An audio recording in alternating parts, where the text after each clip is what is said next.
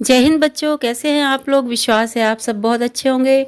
हमारा आज का चैप्टर है माता का आंचल, जो हमारी पूरक पाठ्यपुस्तक कृतिका से है और इस पाठ के लेखक हैं शिव पूजन सहाय। यह पाठ शिव पूजन सहाय जी के उपन्यास देहाती दुनिया का एक छोटा सा अंश है। इस अंश में ग्रामीण जीवन का बड़ा ही मनोहारी चित्रण किया गया है, वह भी ग्रामीण जनता की भाषा में किया गया है। इस अंश में ग्रामीण अंचल और उसके चरित्रों का बड़ा ही सुंदर चित्रण किया गया है। बच्चों के खेल, कौतूहल, माँ की ममता, पिता का दुलार, लोकगीत आदि अनेक प्रसंग इसमें शामिल हैं। शहर की चकाचौंध से दूर गांव की सहजता को रचनाकार ने बड़ी ही आत्मीयता से प्रस्तुत किया है। तो आइए बच्चों, शुरू करते हैं हम कहानी माता का आंचल। कहानी शुरू होती है एक बालक से जो अभी शिशु है, जिसका नाम असली नाम तारकेश्वर नाथ था, लेकिन उसके पिता उसे प्यार से भोलानाथ कहकर पुकारते थे। भोलानाथ की परवरिश बहुत ही लाड़ दुलार से हुई। भोलानाथ अपने पिता के साथ ही सुबह जल्दी नहा धोकर उठते, पूजा करने बैठ जाते। वह पिता के साथ ही सोते थे, इसलिए पिता ही उन्हें नहला धुलाकर पूजा में बिठा लेते थे। लेकिन जिद करके अपने चौड़े माथे पर तिलक त्रिपुंड लगवाया करते। लंबी लंबी जटाओं के साथ बम भोला प्रतीत होते थे। पिताजी उसे बड़े प्यार से भोलानाथ कहकर पुकारते थे, लेकिन अपने पिताजी को वो बाबूजी और माँ को मैया कहा करते थे। जब बाबूजी रामायण पाठ करते तो लेखक उनकी बगल में बैठकर शीशे में अपना मुंह निहारा करते थे। वह पिताजी को अपनी ओर देखते तो लजाकर आईना किनारे रख देते। पिताजी पूजा पाठ करने के बाद अपनी रामनामा वही पर 1000 राम नाम लिखा करते। फिर कागज के टुकड़ों पर 500 बार राम राम लिखकर आटे की गोलियों में लपेटते थे और गंगा की ओर चल देते। बाबूजी मछलियों को एक एक करके गोलियां खिलाते चले जाते। तब वह पिता के कंधों पर बैठकर मुस्कुराता रहता। गंगा से लौटकर वे भोलानाथ को पेड़ों की डाल पर झूला झुलाते थे। इस प्रकार तरह तरह की अठेलियों से बालक भोलानाथ अपने पिता को लुभाए रखता था। लेखक ने पिता जो थे लेखक के साथ कुश्ती लड़ा करते थे। वे शिथिल होकर लेखक के बल को बढ़ावा देते थे। लेखक पिता को हराकर उनकी छाती पर चढ़ जाया करता था, उनकी मूछें उखाड़ने लगता था। तब उसके हाथों को छुड़ाकर वे उसके नन्हे नन्हे हाथों को चूम लेते। पिता उससे खट्टा मीठा चुम्मा मांगते। तब वह क्रम से बायां और दायां गाल सामने कर देता। इसके बाद पिता अपनी दाढ़ी मूछ से उसके गालों पर गड़ा देते। लेखक फिर से उनकी मूछें नोचने लगता। तब पिता झूठ मूठ में रोने लगते थे। लेखक हंसते हंसते अपने पिता के साथ ही भोजन किया करते थे। पिता अपने हाथों से उसे खिलाते थे, लेकिन माँ की आत्मा कहाँ मानती है। माँ तो अपने हाथों से खिलाना चाहती है। फिर वो कहती कि जब खाएगा बड़े बड़े कौर, तब पाएगा दुनिया में ठौर। और आप मर्द लोग क्या जाने बच्चों को कैसे खिलाते हैं। बच्चों का पेट तो महतारी के हाथों से खाने से भरता है। तब माँ दही भात सान कर कभी तोता, मैना, कबूतर, हंस, मोर आदि के नाम ले लेकर उन्हें खिलाती और बोलती जल्दी से खा जाओ, नहीं तो ये उड़ जाएंगे। और लकड़ी का घोड़ा लेकर वो निकल पड़ते।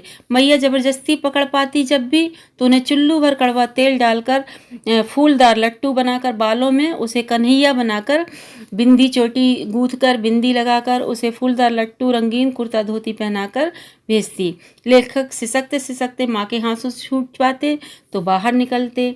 रोते सिसकते हुए भी जब वो साथियों का झुंड मिल जाता तो उनके साथ खेल तमाशा करने लगते। उनके खेल तमाशे ऐसे हुआ करते थे, कभी वे चबूतरे के कोने को अपना नाटक घर बनाते, मिठाई की दुकान लगाते। उस दुकान में कागज का चंदोबा तन जाता। ढेले, पत्ते, गीली मिट्टी, ठीकरों की मिठाइयाँ बनती। इन मिठाइयों से वे खरीदार वही दुकानदार होते, वही खरीदार होते। बाबूजी भी उसमें शामिल हो जाते। फिर कभी थोड़ी देर में घरौंदा बन जाता। तिनकों का छप्पर, दिया सलाई की पेटियों के किवाड़, घड़े के मुंह का चूल्हा चक्की, दिए की कढ़ाई, पूजा की आचमनी से कलछी बनाई जाती। पानी धूल बालू को मिलाकर ज्योनार तैयार किया जाता। फिर पंगत बैठती। पंगत के अंत में पिताजी भी जीमने आ बैठते। उन्हें देखकर सब हंसने लगते और घरौंदा बिगाड़ कर भाग जाते। वो लोटपोट होकर पूछते पिताजी कि अब कब हो भोज होगा भोलानाथ। और देखो, कभी कभी उन्हें और शरारत सूझती तो वो बारात निकालते। कनस्तर का तंबूरा बजता, मोली की शहनाई बजती, चूहेदानी की पालकी बजती, समधी बनकर बकरे पर चढ़ बैठते। चबूतरे के कोने से दूसरे कोने तक बारात लाई जाती। गांव के गोबर लिपे आम तथा केले की टहनियों से सजे आंगन कुल्हिए का कलसा बनाया जाता। तो खटोली पर लाल उहार डालकर दुल्हन चढ़ाई जाती। जैसे ही बाबूजी दुल्हन का मुंह देखने पहुंचते, सब बच्चे हंसकर भाग जाते। खेती करने की भी सूझती। कभी कभी उन्हें खेती का नाटक भी किया जाता। और इस तरह से कहते हैं ऊंच नीच में बई कियारी, जो उपजी सो भई हमारी।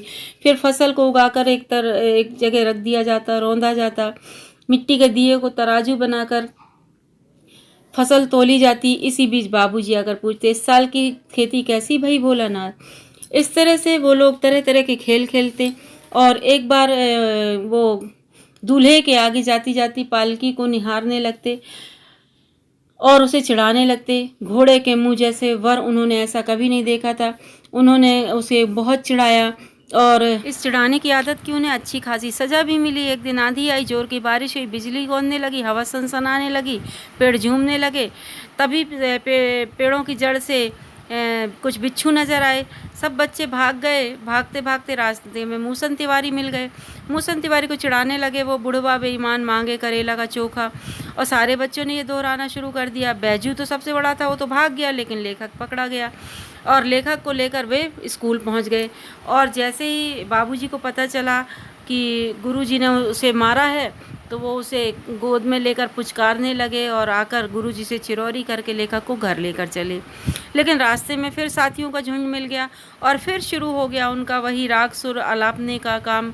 और मकई के खेतों की ओर सब दौड़ पड़े। चिड़ियों का झुंड नज़र आया, चिड़ियाँ उड़ाने लगे। और इस तरह से झुंड के झुंड में लेखक बहुत शरारती थे और बहुत शरारतें करते थे। उन्होंने एक टीले से पर जाकर चूहों के बिल में पानी उलीचना शुरू किया। तभी वहाँ एक सांप निकल आया। सब बच्चे रोते चिल्लाते बेतहाशा भागे। कोई औंधा गिरा, कोई चिट्ट, किसी का सिर फूटा, किसी के दांत टूटे। लेखक की सारी देह लहूलुहान हो गई और पैरों के तलवे कांटों से छलनी हो गए। बदहवास से दौड़े हुए वो घर की ओर घुसते चले गए। बाबूजी बरामदे में हुक्का पी रहे थे, लेकिन उन्होंने बाबूजी की एक नहीं सुनी और जाके सीधे मैया के आंचल में छुप गए। बच्चे को कांपता देखकर माँ रोने लगी, उसके अंग दबाने लगी, चूमने लगी, डर का कारण पूछने लगी। झटपट हल्दी पीसकर घावों पर लगाई गई। घर में कोहराम मच गया। धीरे धीरे उनके मुँह से सिर्फ साँ साँ साँ ही निकल रहा था और कुछ भी नहीं कह पा रहे थे। थर थर शरीर काँप रहा था। माँ चाहकर भी उसकी आंखें नहीं खुलवा पा रही थी। मैया बड़े लाड़ से गले लगाए हुए थी। बाबूजी दौड़कर अपनी गोद में उन्हें लेना चाहा, लेकिन लेखक ने माँ का आंचल नहीं छोड़ा और माँ से चिपका रहा। तो बच्चों, ये कहानी यही समाप्त होती है। इस कहानी में लेखक ने ये दिखाने का प्रयास किया है कि बच्चा चाहे लाख अपने पिता के साथ समय व्यतीत करता हो, लेकिन भरपेट खाना तो माँ ही खिला पाती है।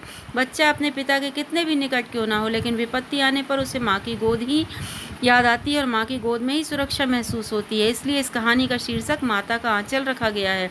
ये सही है कि इस कहानी में बच्चे को अपने पिता के साथ बहुत लगाव दिखाया गया है, लेकिन बच्चे अपने माता पिता को अलग अलग नज़रिए से देखते हैं। जब उन्हें अत्यधिक असुरक्षा की भावना घेर लेती है, तो वे अपनी माँ के सहारे और सांत्वना की उम्मीद रखते हैं। पिता से बच्चे बाहरी दुनिया के बारे में सीखते हैं, लेकिन माँ जो है वो ममता की मूर्ति मानी जाती है। शायद इसलिए वह बच्चा विपत्ति के समय अपनी माँ की गोद में ही सुरक्षित महसूस करता है स्वयं को।